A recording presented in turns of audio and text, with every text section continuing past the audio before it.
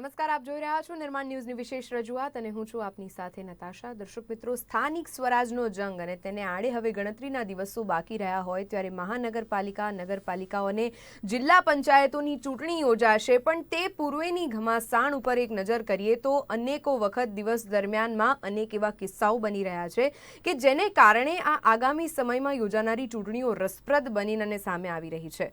ઉમેદવારોને મેદાનમાં ઉતાર્યાથી લઈને હવે ચૂંટણી પ્રચારના મુદ્દાઓ હોય કે પછી ફોર્મ પરત ખેંચવામાં બબાલના દ્રશ્યો સર્જાવાની વાત હોય, આ તમામ બાબતે કે ક્યાંક કોંગ્રેસ અને ભારતીય જનતા પાર્ટી વચ્ચે જ નહીં પરંતુ હવે જે અન્ય પાર્ટીઓ પણ મેદાનમાં ઝંપલાવી રહી છે તેઓના ઉમેદવારી અથવા તો તેઓ દ્વારા ઉમેદવારી કરવામાં જે સક્ષમ ઉમેદવારોને મેદાનમાં ઉતારવામાં આવ્યા છે, આ થર્ડ ફ્રન્ટ અથવા તો પછી આ અપક્ષ દાવેદારો હવે આગામી સમયમાં કેવું પોતાનું પ્રભુત્વ રજૂ કરે છે, લોકોની સમક્ષ અને લોકોના મન જીતવાનો જે તેઓનો પ્રયાસ છે તે આગામી સમયમાં કેટલો સાર્થક થતો નજરે પડશે, આ તમામ વાટાઘાટોની વચ્ચે ચર્ચાઓ એટલા માટે કરવી જરૂરી કે આ બાબતે રાજકીય વિશ્લેષકો શું માની રહ્યા છે। આગામી સમયની ચૂંટણીઓને આપણે અત્યારે કદાચ ભાસી શકીએ કે કેવી રીતે અને કેવા વાતાવરણમાં ચૂંટણીઓ યોજાશે, કયા પાર્ટી તરફ વધારે મતદાન થઈ શકે, કારણ કે જે મુજબ અત્યારે ચૂંટણી પ્રચારના દ્રશ્યો સામે આવી રહ્યા છે, ખાસ કરી સ્થાનિક સ્વરાજ ચૂંટણીમાં જે ત્રીજો મોરચો છે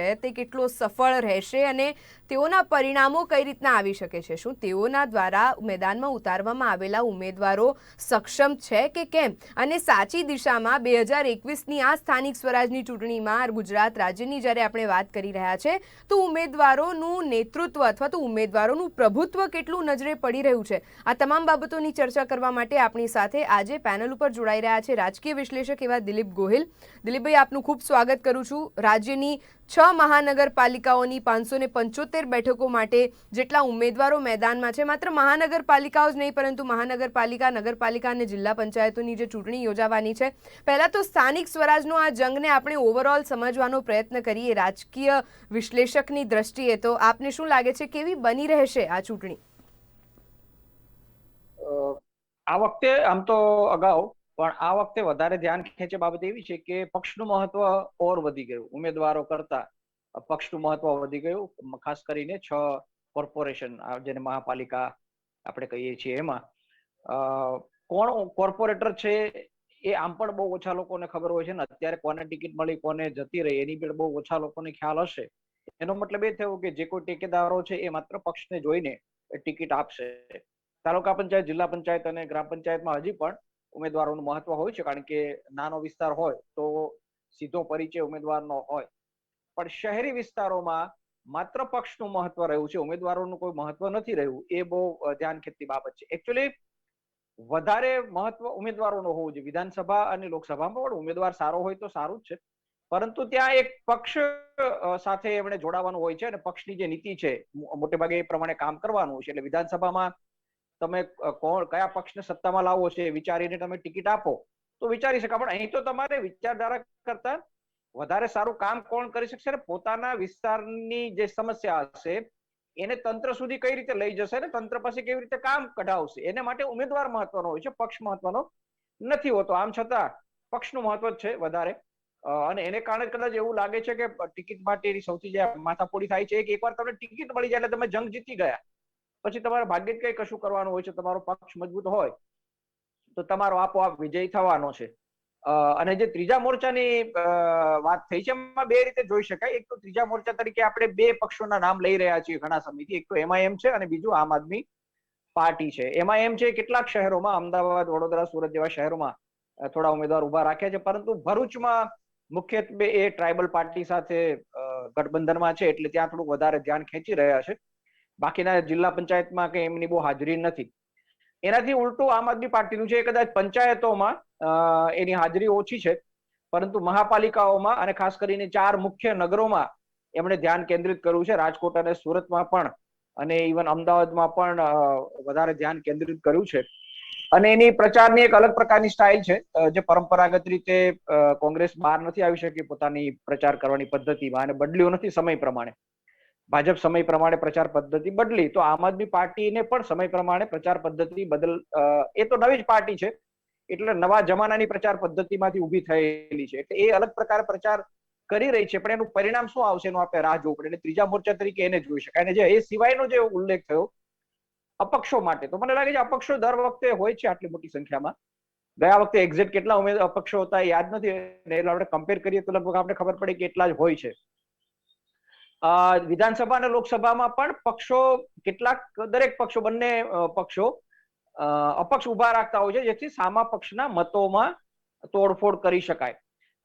પાલિકામાં ઉમેદવારોએ પોતે આ વ્યવસ્થા કરવાની હોય છે, ને એને એમ લાગે કે મારા હરીફો છે, કયા ઉમેદવારોને મત મળ્યો છે મારા હરીફ પક્ષમાંથી, એના મતો તોડવા માટે થોડા ઘણા અપક્ષો ઉમેદવારો તરફથી પણ ઉભા કરાતા હોય છે. પણ અને પાલિકાની ચૂંટણી હોવાને કારણે, નાના વિસ્તારમાં મત પ્રચાર કરવાનો હોવાને કારણે ઘણા બધા લોકો સ્વયં રીતે પણ અપક્ષ બનતા હોય છે, પણ મોટે ભાગે એ અમુક બેઠકોમાં અસર કરે પરિણામો, એ સિવાય ખાસ એની કોઈ અસર જોવા મળતી નથી. મુદ્દે એ વાતો જે અત્યારે મહત્વની સામે આવી રહી છે કે એક તો પક્ષ મહત્વનો બની રહ્યો છે અને ઉમેદવારોનું મહત્વ ક્યાંક ઓછું નજરે પડી રહ્યું છે. આપણે મહાનગરપાલિકાઓની વાત કરીએ તો મહાનગરપાલિકામાં તમે સાચી રીતે કહ્યું કે એક તો શહેરમાં વસ્તી વધારે છે અને આ શહેરીકરણને કારણે કદાચ પોતે શહેરીજનોને પણ પોતાના વિસ્તારમાંથી કોણ ઉમેદવારી કરી રહ્યું છે તેની ખ્યાલ નથી. હવે આવા ઝાંખપમાં આગામી સમયમાં જ્યારે મતદાન યોજાશે તો મતદાન પર તેની કઈ રીતની અસરો વર્તાઈ શકે? અને બીજો મુદ્દો એટલો છે કે જે ઉમેદવારોને અત્યારે ટિકિટ આપવામાં આવી છે તેનામાં યુવા ઉમેદવારો પણ આવી ગયા અને જે અનુભવી ચહેરાઓ છે તે પણ આવી ગયા. આપણે અત્યારે પક્ષોને બાજુમાં રાખી અને માત્ર ઉમેદવારો પર ફોકસ કરીએ તો આ ઉમેદવારોને ટિકિટ મળી ગયા બાદ કદાચ આગામી 5 વર્ષ સુધી તેઓ કાર્યો જેટલા જનતા માટે કરવાની જરૂર છે તે કરે છે કે કેમ? પહેલા તો તેના લેખાજોખા પ્રજાએ મેળવીને અને ત્યારબાદ આગામી સમયમાં મતદાન કરવું જોઈએ. આ એક મહત્વનો મુદ્દો છે, કારણ કે લાઇટ, પાણી, રસ્તા, ગટરની જ્યારે વાત આવે છે તેના જ ઉપરથી સ્થાનિક સ્વરાજની ચૂંટણીઓનો મુદ્દો બને છે. અને આ ચૂંટણીના મુદ્દે હવે આગામી સમયમાં મતદાન ઉપર તેની કઈ રીતની અસર પડી શકે, જ્યારે આપ આ વખતે પણ કહી રહ્યા છો કે પક્ષનું મહત્વ વધારે છે અને ઉમેદવારોનું ઓછું છે, તેને જોતા મતદાન થોડું ઓછું થયું બની શકે, કારણ કે બન્યું છે એવું કે આમ તો કોરોનાને બધા ભૂલાવા લાગ્યા છે, પરંતુ મુખ્યપ્રધાન અને પક્ષના 2 કે 3 વરિષ્ઠ અશોક ચાવડા હોય કે મહામંત્રી હોય, એક સાથે સીએમ ના કાર્યાલયમાં, સીએમ ના ઘરે જે બેઠક મળી એમાં બધાને કોરોના ફરી થયો છે ને જાહેરમાં વડોદરામાં એમને ચક્કર પણ આવી ગયા. એટલે એને કારણે બધાને ફરી એકવાર ખ્યાલ આવ્યો કે આ કોરોના ગયો નથી. અને આ થોડું વક્રતાપૂર્ણ એ પણ હતું કે સૌથી વધારે બેફામ વર્તન નેતાઓએ કર્યું છે, બિલકુલ બેદરકારી દાખવી છે. નિયમો માત્ર જનતા માટે, નેતાઓ માટે, રાજકારણીઓ માટે, કાર્યકરો માટે કોઈ નિયમ નહીં, એનું જે વર્ણન થયું છે એને કારણે થોડા ઘણા લોકો જે અસાવધ થઈ ગયા હતા, બની શકે કે એ લોકો બી ફરી સાવધ થઈ જાય કે ભાઈ એ તો મુખ્યપ્રધાનને પણ કોરોના થઈ શકે છે, અને આ ટોળામાં તમે જશો તો ટોળામાં નેતાઓને કાર્યકરો એક સુપર સ્પ્રેડર થઈને ફરતા હશે તો આપને થઈ શકે છે. એટલે કદાચ એને કારણે થોડું ઘણું મતદાન ઓછું થઈ શકે. અને બીજું, પેલું મેં જે વાત કરી એ પ્રમાણે ઉમેદવારોને ધ્યાનમાં રાખવાના નથી હોતા, પક્ષને ધ્યાનમાં રાખવાનો. એટલે જે પક્ષના જે ચુસ્ત ટેકેદારો હોય છે મોટે ભાગે એ મતદાન કરવા નીકળતા હોય છે, અને જે લોકોને પરવા નથી, કારણ કે એક જેને આપણે મધ્યમ વર્ગ અથવા ઉચ્ચ મધ્યમ વર્ગ કહીએ છીએ, એનું જીવન એવી રીતે ગોઠવાઈ ગયું હોય છે કે એને બહુ જરૂર લાગતી નથી મહાપાલિકાની. એનું સુવિધાઓ માટે પણ એને મહાપાલિકા ઉપર બહુ રાખવાની જરૂર નથી હોતું. સારા વિસ્તારમાં રહેતા હોય કે જ્યાં સૌથી વધારે ખર્ચ થતો હોય, પૂર્વ અમદાવાદની આપણે ચર્ચા કરતા હોય કે ત્યાં સૌથી ઓછી સુવિધાઓ નાગરિકોને મળે છે, પશ્ચિમ વિસ્તારમાં વધારે મળે છે, કારણ કે જે કોઈ લોકો વગદાર છે એ બધા પશ્ચિમ વિસ્તારમાં. એવી સ્થિતિ સુરત અને રાજકોટ અને વડોદરામાં પણ છે. કેટલાક વિસ્તારો કાયમ પછાત રહે છે અને કેટલાક વિસ્તારો બહુ સુખી હોય છે. હવે જે વિસ્તારમાં મૂળભૂત રીતે બધી સુવિધાઓ ઊભી થઈ હોય અને મુખ્ય વિસ્તાર હોય, એ લોકોને બહુ ચિંતા હોતી નથી આ રસ્તાની ને પાણી ને ગટરની ને એવી સમસ્યાઓ એને આવતી નથી. એને જે નાના મોટા કામ કરાવવાના હોય એને માટે પણ થઈ જતા હોય છે એના કામ.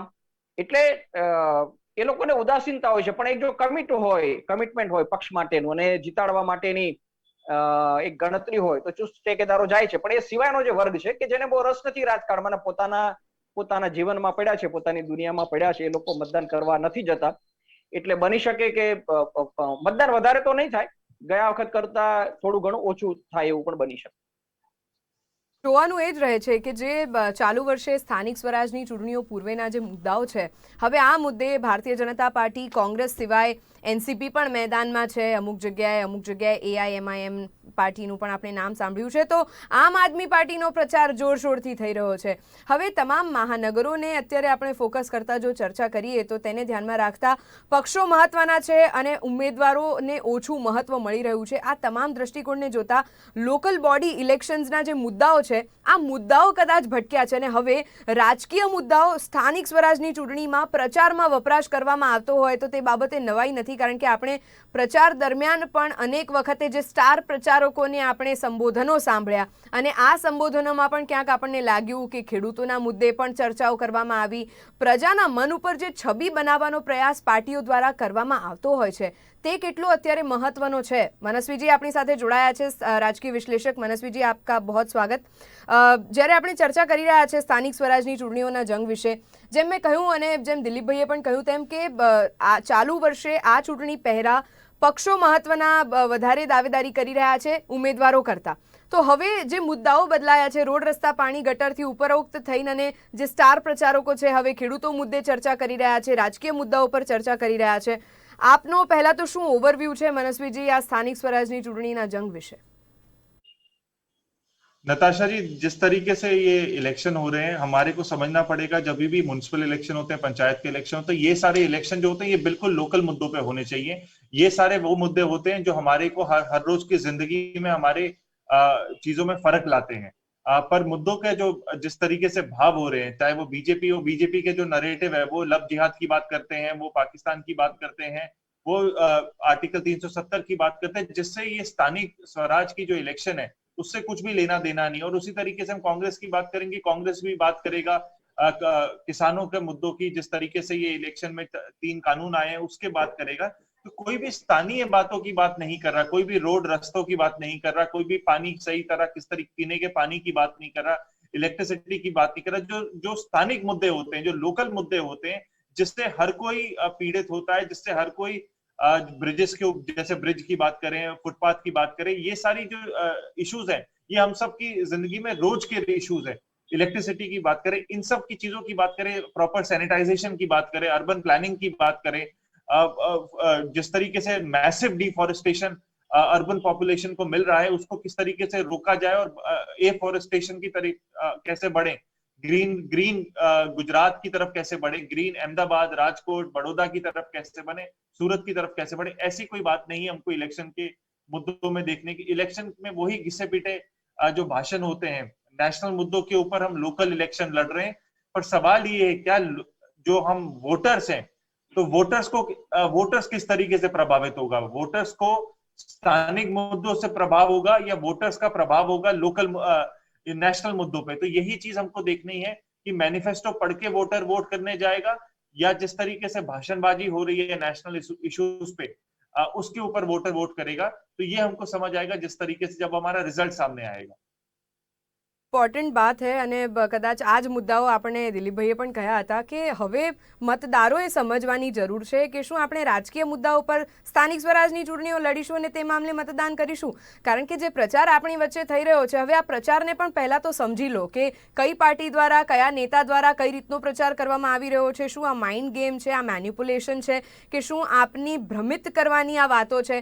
સાચી દિશામાં જે કોર્પોરેટર અથવા તો જે ઉમેદવાર આપના વિસ્તારમાંથી ઊભો રાખવામાં આવ્યો છે, આ કોર્પોરેટર અત્યારે જ્યારે પ્રચાર દરમિયાન આપની સોસાયટીઓમાં અથવા તો શેરીઓમાં દેખાઈ રહ્યો છે, શું આ જ કોર્પોરેટર જીત્યા બાદ આગામી 5 વર્ષ દરમિયાનમાં આપના જો સ્થાનિક સ્વરાજની ચૂંટણીઓના મુદ્દાઓ જે આપણે કહેતા આવ્યા છે, રોડ રસ્તા, લાઇટ, પાણી, ગટર અને આ સેનિટેશનના મુદ્દાઓ વિશે જ્યારે પણ આપને તકલીફ પડશે, શું આ જ ઉમેદવાર અથવા તો આ જ કોર્પોરેટર આપને આગામી સમયમાં મદદરૂપ થશે કે કેમ? આ સૌથી મોટો મુદ્દો છે. અને હવે આવે છે ત્રીજા ફ્રન્ટની વાત. મનસ્વીજી, સૌથી પહેલાં આપની પાસેથી જાણી લઈએ કે એઆઈએમઆઈએમ હોય, એનસીપી હોય કે પછી આમ આદમી પાર્ટી હોય, આ ત્રીજા ફ્રન્ટની અસર સ્થાનિક સ્વરાજની ચૂંટણીઓ પર કઈ રીતે વર્તાઈ શકે તેને આપ કઈ રીતે જોઈ રહ્યા છો? नताशा जी, जिस तरीके से थर्ड फ्रंट की बात है, एक लोकतंत्र में थर्ड फ्रंट क्या फोर्थ, फिफ्थ, सिक्स, सेवेंथ कितने भी फ्रंट बने अच्छी बात है लोकतंत्र के लिए, क्योंकि जितने ज्यादा लोग इलेक्शन में जाएंगे उतने ज्यादा ऑप्शंस वोटर्स को मिलते हैं. पर जिस तरीके से गुजरात का इतिहास रहा है वहां पे थर्ड फ्रंट या फोर्थ फ्रंट या किसी को भी मौका नहीं मिला है, ना ही रीजनल लीडरशिप कभी क्रिएट हुई है। जो भी लीडरशिप कभी भी क्रिएट हुई है गुजरात से, वो नेशनल पॉलिटिकल पार्टीज के थ्रू ही क्रिएट हुई है। तो गुजरात कभी भी थर्ड फ्रंट को आज तक तो अपनाया नहीं है, पर लोकतंत्र में सबको मुबारक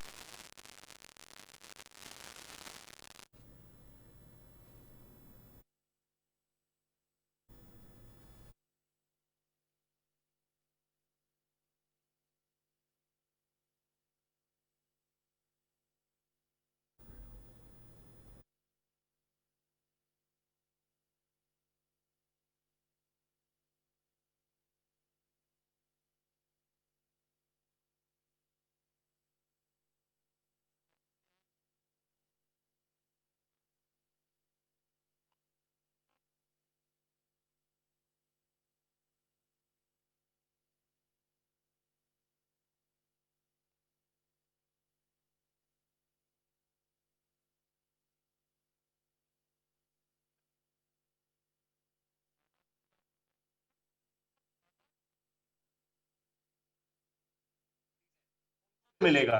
तो यहाँ पे ये चीज हमको देखनी है कि वो किसका वोट बैंक कट करेंगे। वो बीजेपी का कट करेंगे तो उससे हमको ये समझ आता है कि अगर वो बीजेपी का वोट बैंक कट करते हैं, कि क्योंकि कोई ऑप्शन नहीं है, वोटर सोचता है कि कांग्रेस एक विफल ऑप्शन है, उसको वोट देने से अच्छा है थर्ड फ्रंट को वोट दे, शायद वो करें। और दूसरा एक कारण हो सकता है कि आम आदमी पार्टी के लिए स्पेसिफिकली, कि उन्होंने दिल्ली में जो काम किया है उसको देख के लोग प्रभावित होकर आम आदमी पार्टी को वोट कर रहे हैं।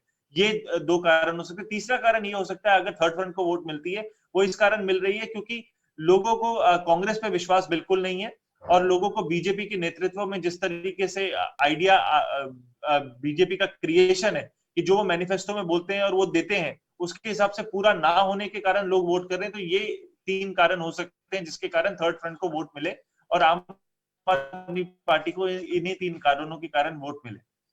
દિલીપભાઈ, આપનો પણ એક ટૂંકો ટેક માગી લઈએ, કારણ કે જ્યારે આપણે વાત થર્ડ ફ્રન્ટની કરી રહ્યા છે, આ ત્રીજા મોરચાઓમાં અત્યારે મુખ્યત્વે ત્રણ પાર્ટીઓના નામ તમે લીધા, એઆઈએમઆઈએમ, આમ આદમી પાર્ટી અને એનસીપી. પ્રભુત્વ કેટલું છે અને કઈ રીતની દાવેદારી આ પ્રભુત્વ અથવા તો આ પાર્ટીઓના ઉમેદવારો કરી શકે છે આગામી સમયમાં? એનસીપી નું મેં એવું જોયું છે, આ વખતે તો સાથે છે કોંગ્રેસની. અમદાવાદના 2-3 વોર્ડમાં સરદારનગર સહિતના કોંગ્રેસની સાથે છે, એટલે મને લાગે છે એને થર્ડ ફ્રન્ટ આ ચૂંટણીમાં નહીં ગણી શકાય. પણ બાકીના બે ગણ્યામાં જે મેં વાત કરી, એમાં એમ તો કોંગ્રેસને નુકસાન કરશે સ્પષ્ટ છે, પણ આમ આદમી પાર્ટી માટે હું વેઇટ એન્ડ વોચ કરી રહ્યો છું. પરિણામ આવે પછી આપણે ખબર પડશે, કારણ કે એનો જે ટાર્ગેટ ઓડિયન્સ છે અને એનો જે કોર વોટર બેઝ છે એ બીજેપીનો કોર વોટર બેઝ વધારે છે. એટલે એવું પણ બને કે આડકતરી રીતે, અણધારી રીતે ભાજપને પણ નુકસાન થઈ જાય, કારણ કે કોંગ્રેસનો જે વોટર બેઝ છે એને એનો જે કમિટેડ છે એ તો છે જ, પણ જેને કોંગ્રેસને નથી આપવા એ વિકલ્પ શોધી રહ્યો છે, પણ એ વિકલ્પ એને આમાં મળશે ખરો? એ વિકલ્પ એને દેખાય છે ખરો? એટલે એ વિચારશે. પરંતુ અને એ વિકલ્પને ટાર્ગેટ કરવાને બદલે આમ આદમી પાર્ટી જે રીતે ટાર્ગેટ કરે છે એ મોટે ભાગે ભાજપના ટેકેદાર વર્ગને બી ટાર્ગેટ કરતો હોય એવું દેખાઈ આવે છે. એટલે એને કારણે ગણતરી બાર એને ફાયદો થઈ જશે કે કેમ, કદાચ થઈ પણ જાય એવું બી બને. કોંગ્રેસને બદલે કદાચ ભાજપને એનું આડકતરું નુકસાન થાય પણ ખરું, પણ અત્યારે કેવું મુશ્કેલ છે, એટલે એને માટે મને લાગે છે પરિણામો સુધી આપણે રાહ જોવી પડશે. શું લાગે છે કે એક તરફી વાતાવરણ કદાચ વર્તાઈ રહ્યું છે મનસ્વીજી? કારણ કે આપણે ચૂંટણીઓમાં પ્રચાર જોઈ રહ્યા છે, માત્ર મહાનગરપાલિકાઓ નહીં પણ નગરપાલિકા અને જ્યારે આપણે જિલ્લા પંચાયતોના પ્રચાર દરમિયાનની પણ વાત કરીશું, ત્યારે સૌથી મોટો એ જ ફ્રન્ટ આવે છે કે જ્યારે ઉમેદવારોનું મહત્વ, જો આપણે અત્યારે એવું માનીને ચાલીએ કે આગામી સમયમાં યોજાનારી સ્થાનિક સ્વરાજની ચૂંટણીઓ દરમિયાનમાં ઉમેદવારોનું મહત્વ ઓછું છે.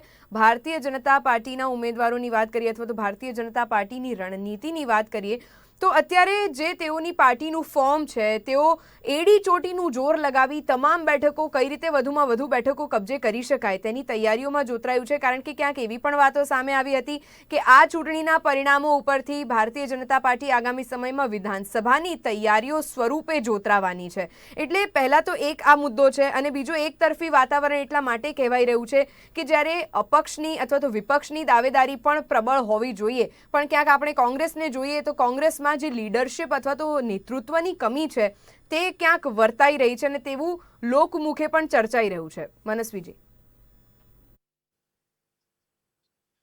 देखिए नताशा जी, बिल्कुल आपकी बात सही है कि इसमें दो चीजें हैं। एक तो बीजेपी की प्लानिंग और स्ट्रेटेजी जो बीजेपी को मदद करेगी, और दूसरी चीज जो है कि बीजेपी ने इतने मुद्दे दिए हैं इलेक्शन में लड़ने के लिए, जैसे पेट्रोल का अगर आप रेट देखें 100 रुपए के आसपास पहुंच चुका है हमारे देश में। अगर हम बात करें कि चाइना हमारे सर पे खड़ा हुआ है, जिस तरीके से किसानों का आंदोलन, ये सब नेशनल इश्यूज हैं। पर ये सारे नेशनल इश्यूज हमको लोकली भी टच करते हैं। और लोकल इश्यूज की अगर मैं बात करूं, बीजेपी के कितने सारे मैनिफेस्टो में, अगर आप अहमदाबाद के स्पेसिफिक मैनिफेस्टो अगर आप उठा के देखेंगे, मैं अगर पिछले मैनिफेस्टो की ही बात करूं तो वहां पे लिखा था कि स्मार्ट सिटी बनाएंगे हम अहमदाबाद को। आज की जो स्थिति है, मुझे नहीं लगता, दिलीप भाई आप मुझे ज्यादा अच्छी तरह गाइड कर दें, कि अहमदाबाद स्मार्ट बना है कि नहीं बना। नहीं जिस सर। तरीके से उन्होंने बोला था कि स्पेशल हॉस्पिटल्स क्रिएट करेंगे विमेन्स की, कहीं नहीं दिख रहा विमेन स्पेशल हॉस्पिटल्स कहां पे क्रिएट किए। स्पोर्ट्स की फैसिलिटीज जो खड़ी करनी थी गुजरात में, अहमदाबाद में स्पेसिफिकली, जो मैनिफेस्टो में लिखा था, वो मुझे नहीं दिखा था। स्पेशल स्पोर्ट्स फैसिलिटीज जो इतने सालों में क्रिएट होनी चाहिए, वो स्मार्ट सिटी के हिसाब से जो अहमदाबाद को स्मार्ट मैनिफेस्टो बनाया था पिछली बार, वैसा मुझे दिखाई नहीं देता। और एक चीज बोली थी कि अहमदाबाद ईस्ट और अहमदाबाद वेस्ट का डेवलपमेंट इक्वल लेवल पे किया जाएगा, वैसा भी मुझे बिल्कुल दिखाई नहीं देता। कि जो मैनिफेस्टो में बोला था वो बिल्कुल दिखाई नहीं दिया है। पर सवाल ये है, ये सारे मुद्दे, महंगाई का जिस तरीके से आगे बढ़ता जा रहा है, डॉलर के सामने रुपया गिरता जा रहा है, ये सारे मुद्दे होने के बावजूद भी क्या कांग्रेस इन मुद्दों को उठा पाएगी? क्या ये मुद्दे लोगों के दिमाग में जा पाएंगे? क्या ये मुद्दों के हिसाब से लोग अपना वोट करेंगे? ये मुद्दे हैं। तो कांग्रेस इन मुद्दों को उठाने में कहीं ना कहीं फेल हो रही है। इसका एक सिंपल उदाहरण मैं ये देता हूं कि जब 8 विधानसभाओं के इलेक्शन हुए, 8 के 8 विधानसभाओं के इलेक्शन जो बाई इलेक्शन हुए, उसमें कांग्रेस हार गई। तो कहीं ना कहीं कांग्रेस की जो विनेबल एबिलिटी है, वो कहीं ना कहीं वीक होती जा रही है। कहीं ना कहीं कांग्रेस मुद्दों से और लोगों से दूर होते जा रहे हैं। मुद्दे तो बहुत हैं, कहीं ना कहीं लीडरशिप को कहीं ना कहीं समझने की जरूरत है कि इन मुद्दों को एक अच्छे विपक्ष की तरीके से, या एक विपक्ष में होते हुए पक्ष बनने की इच्छा, एक होती है कि हमको इच्छा होती है कि हम लोग सरकार बनाए और जनता को अच्छा फैसिलिटीज दे, वो इच्छा कहीं ना कहीं कांग्रेस में नहीं दिखाई दे रही। अगर ऐसा नहीं होता तो 35 सालों से राजकोट में कांग्रेस है ही नहीं, गुजरात में, अहमदाबाद में कांग्रेस 25 सालों से नहीं है। तो कांग्रेस की इच्छा धीरे धीरे लगातार इलेक्टोरल पॉलिटिक्स से कम होती जा रही है। और जनता को यह समझना है कि अगर कांग्रेस में इच्छा नहीं है तो क्या तीसरा पक्ष है, चौथा पक्ष है? या कांग्रेस को यह समझने की जरूरत है कि जनता जिस तरीके से पीड़ित है, और वहां पे कांग्रेस अगर सही तरीके से काम नहीं करती या इलेक्शन नहीं लड़ती, उसमें इफेक्ट जो है, उसमें नुकसान जो है, उसमें लोकतंत्र का नुकसान है। उसमें कहीं ना कहीं बीजेपी को एक वन वे स्विंग मिलता है, जहां जैसा कानून चाहे, या जिस तरीके से भी मैनिफेस्टो लेके आए, उनको पता है कांग्रेस कोई सवाल नहीं उठाने वाली, तो वो मैनिफेस्टो लेके आती है, सिर्फ एक फॉर्मेलिटी है। क्योंकि इंडियन इलेक्टोरल पॉलिटिक्स में मैनिफेस्टो की जरूरत है। वो मैनिफेस्टो लेके आती, फिर वो पूरा नहीं करती, क्योंकि उसको पता है कोई उस मैनिफेस्टो को खोल के कभी पूछेगा भी नहीं। तो ये सारे सवाल है, कांग्रेस को जवाब देने पड़ेंगे, अपने आप को भी और जनता को भी। तो अगर कांग्रेस को इलेक्टोरल पॉलिटिक्स में जिंदा रहना है और कुछ करना है, तो कांग्रेस को सवाल उठाने पड़ेंगे। और बीजेपी को भी अगर रेलेवेंट रहना है आने वाले समय में भी, तो उनको भी जो वो बोलते हैं उसको पूरा करना पड़ेगा। नहीं तो जनता जो है बहुत जागरूक हो रही है, और बहुत तेजी से जागरूक हो रही है। जिस तरीके से हमारा युवा है वो बहुत जल्दी जागरूक हो रहा है, और वो सवाल पूछ रहा है। और युवा जब सवाल पूछने लगेगा तो दोनों पॉलिटिकल पार्टीज को बहुत ज्यादा तकलीफ आने वाली है। આ જે મુદ્દાઓ છે જે અત્યારે આપણે ચર્ચા કરી રહ્યા છે, દિલીપભાઈ, મનસ્વીજીએ જેમ કહ્યું કે મેનિફેસ્ટોમાં જેટલા વચનો અથવા તો જેટલી લાણીઓ કરવામાં આવતી હોય છે પૂરી થતી નથી. બીજો મુદ્દો એ છે કે શું કોંગ્રેસ પાસે હવે મુદ્દાઓ જ રહ્યા નથી, કે પછી તેઓના વરિષ્ઠ નેતૃત્વની કમી છે, અથવા તો પછી તેઓની પાસે હવે જે આશા છે કે અમે વિપક્ષમાંથી પક્ષમાં આવી શકીએ અથવા તો અમારી પણ પ્રબળ દાવેદારી અમે નોંધાવી શકીએ, તે આશા જ ઠગારી નીવડે છે. પ્રત્યેક વખતે એવું ન થાય, પણ ચાલુ વર્ષે અથવા તો આગામી સમયમાં શું થઈ શકે? આ તમામ મુદ્દે આપની શું રાય છે? તમે અઢી દાયકાથી સત્તામાં નથી અને વારે વારે હારી જાવ છો, દરેક ચૂંટણીમાં હારી જાવ છો, તો કંઈક અલગ રીતે દાખલા તરીકે આ વખતે. અને બીજું છે કે એક ચર્ચા જાહેરમાં થતી હોય છે ને એક અંડરકરન્ટ ચાલતો હોય છે, જે વિપક્ષે વધારે દાખલા તરીકે અત્યારે આખા અમદાવાદમાં, મને લાગે છે આખા ગુજરાતમાં દરેક સોસાયટીમાં રામ મંદિરના ફાળા માટેના બોર્ડ લાગી ગયેલા છે. એટલે ભાજપે તો પ્રચાર જ નથી કરવો, ભાજપાની કઈ વાત જ નથી કરતું, અને એને વાત કરવાની જરૂર નથી. તમારે બધી જગ્યાએ રામ મંદિરમાં ફાળો આપો એના બોર્ડ લાગી ગયા છે, એટલે એનો પ્રચાર તો થઈ રહ્યો છે. એ શું કામ ઉલ્લેખ કરે? હવે આમાં કોંગ્રેસ માટે બી વિમર્શન છે. આપણે શું કરવું?